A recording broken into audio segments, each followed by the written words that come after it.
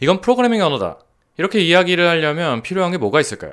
가장 기본적인 건 당연하게도 언어의 신텍스, 문법이 될 겁니다. 어떤 언어인지에 대한 최소한의 명세는 가지고 있어야 할 테니까요. 그리고 또 자연스럽게 필요한 건 그 언어를 실행시킬 수 있는 구현체를 필요로 합니다. 만약 프로그래머가 자바스크립트를 이용해서 코드를 작성하면 그 코드를 컴퓨터에서 실제로 동작을 하게 해줄 인터프리터가 필요할 거고요. C나 러스트 같은 언어라면 기계어로 번역을 해줄 컴파일러를 필요로 할 겁니다. 여기까지가 아주 기본적인 부분입니다. 이 정도까지만은 가지고 있어도 프로그래밍 언어다 라고 말하는데 별 무리는 없습니다. 그런데 언제부터인지 프로그래머들이 프로그래밍 언어에게 바라는 게 많아지기 시작했습니다. 예전에는 그냥 언어 문법이 있고 실행할 수만 있으면 그걸로 충분했는데 사용하다 보니까 필요한 게 하나 둘씩 늘어나는 거죠.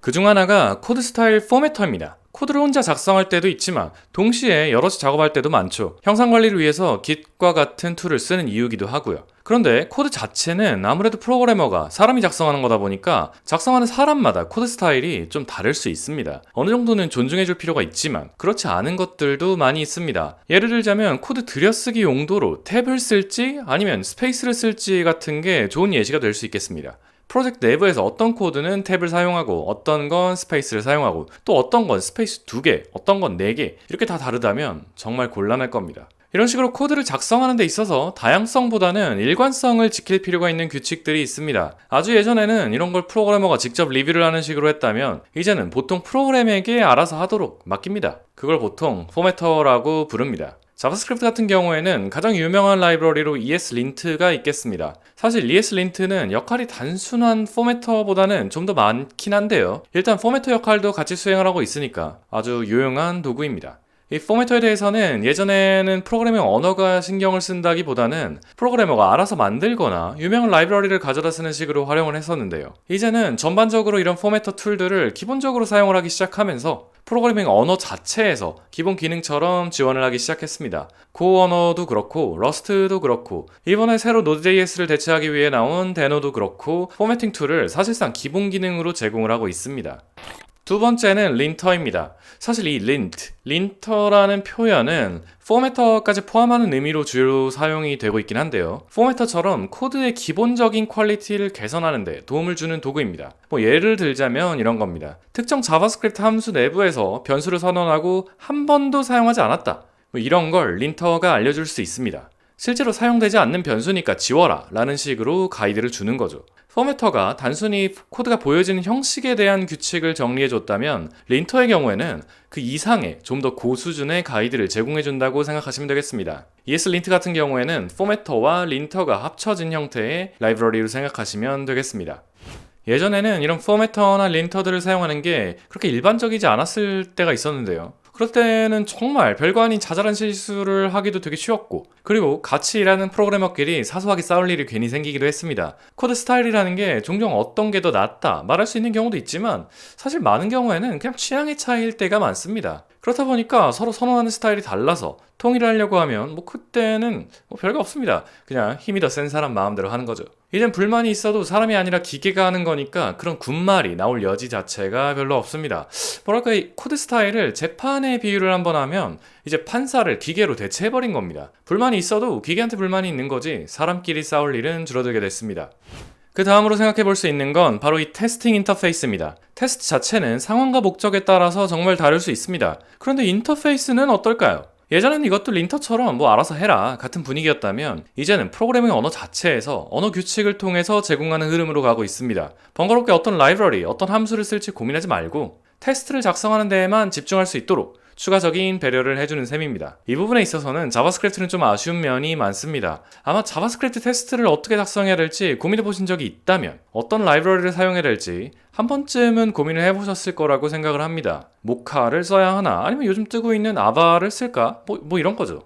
그런데 사실은 이런 고민 자체가 굳이 할 필요 없는 작업일 수 있다는 겁니다. 요즘은 프로그래밍 언어 자체에서 이런 기본적인 테스팅 인터페이스와 툴을 직접 제공을 해주는 게 일반적입니다. 지금까지 포매터, 린터, 그리고 테스팅 인터페이스 이렇게 세 가지를 언급했습니다. 이 모든 부분에서 자바스크립트는 언어 자체에서 기본적으로 제공하고 있는 게 하나도 없죠. 그래서 프로그래머가 자바스크립트를 사용한다 하면은 포매터나 린터를 뭘 쓸지 일단 정해야 되고 그 다음에 테스트 툴도 찾아보고 정해야 되고 프로젝트 하나 가볍게 시작을 하려고 해도 귀찮게 생각할 게 너무 많습니다. 그나마 포매터랑 린터의 경우에는 ESLint 라이브러리가 표준처럼 자리를 잡고 있어서 그나마 다행이긴 합니다. 그런데 테스트 툴만 해도 새로 나오는 것도 많고 더 좋든 말든 뭐 원래 거 쓰는 경우도 많고 뭐 이런 것까지 이렇게 신경을 쓰는 자체가 꽤나 시간 낭비 같은데 어쩔 수 없는 경우가 많습니다. 자바스크립트는 뭐랄까 약간 프로그래밍 언어 중에서는 극단적인 자유방임주의의 대표주자 같은 느낌이랄까요? 뭐 대충 그렇습니다. 지금까지 보면은 자바스크립트는 칭찬 말고 거의 깔 거밖에 없어 보이지만 자바스크립트 진영에서 정말 선구적으로 멋지게 제공하기 시작한 기능이 하나 있습니다. 그게 바로 이 패키지 매니저입니다. 엄밀하게 말하면 Node.js에서 제공을 한 거긴 한데 같이 묶어서 이야기를 해도 뭐 별 문제는 없다고 생각합니다. 패키지 매니저, 자바스크립트에서는 npm이죠.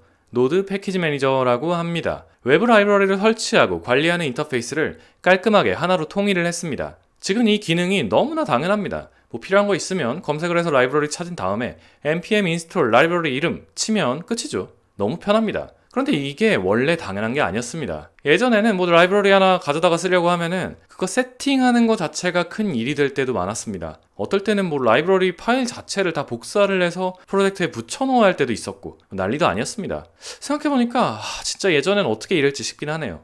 어쨌든 이 패키지 매니저 덕분에 라이브러리 가져다 쓰는 게 정말 너무 편해졌습니다. 이제는 심지어 패키지 락 파일도 있어서 의존성 꼬여서 뭐 깨지는 일을 방지하도록 섬세하게 신경까지 써주고 있습니다. 한동안 라이브러리, 외부 패키지 관리 방식으로 npm이 독보적일 때도 있었는데 뭐 이제는 다행히 세상이 좋아져서 다른 많은 프로그래밍 언어에서도 패키지 매니저 기능을 잘 지원을 해주고 있습니다.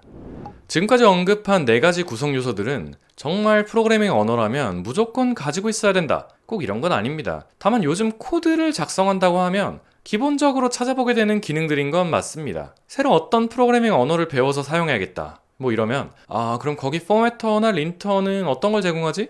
그리고 테스트는 어떤 식으로 할 수 있게끔 되어 있으려나? 아니면 뭐 외부, 패키지, 라이브러리 같은 건 어떻게 관리하지? 이 정도는 자연스럽게 떠올리게 되는 게 일반적이라는 거죠. 그렇다 보니까 점점 새로 나오는 언어들은 이런 기능들을 언어 기본 생태계 자체에 포함시키는 흐름으로 가고 있습니다. 오늘은 프로그래밍 언어가 가지는 추가적인 구성 요소 4가지에 대해서 간단히 알아보았습니다. 오늘 이야기는 여기까지입니다. 재밌게 보셨다면 구독과 좋아요 부탁드리겠습니다. 고맙습니다.